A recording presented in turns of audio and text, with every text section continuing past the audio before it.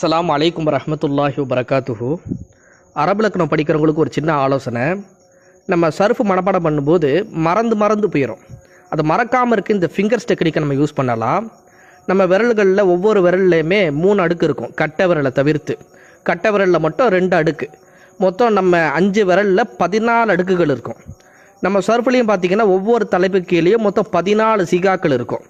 இப்போ நம்ம என்ன பண்ண போகிறோம்னா, இந்த 14 சீகாக்களையும் இந்த 14 அடுக்குகளில் ஃபிட் பண்ண போகிறோம். சுண்டு விரலில் பார்த்தீங்கன்னு சொன்னால் முதக்கர் காயிபு, மோதிர விரலில் முஅன்னஸ் காயிபு, நடுவிரலில் முதக்கர் ஹாலிரு, ஆள்காட்டி விரலில் முஅன்னஸ் ஹாலிரு, கட்டை விரலில் முத்தக்கல்லிம் 2. இப்படி இந்த 14 சிகாக்களையுமே நம்ம இந்த ஃபிங்கர்ஸ் டெக்னிக் மூலியமாக பயிற்சி எடுத்தோம்னா, தஸ்பீ செய்கிற மாதிரி அல்ஹம்துலில்லாஹ் அல்லாஹ் அக்பர் சொல்லி சொல்கிற மாதிரி பயிற்சி எடுத்தோம்னு சொன்னால் காலத்துக்கும் மறக்காது.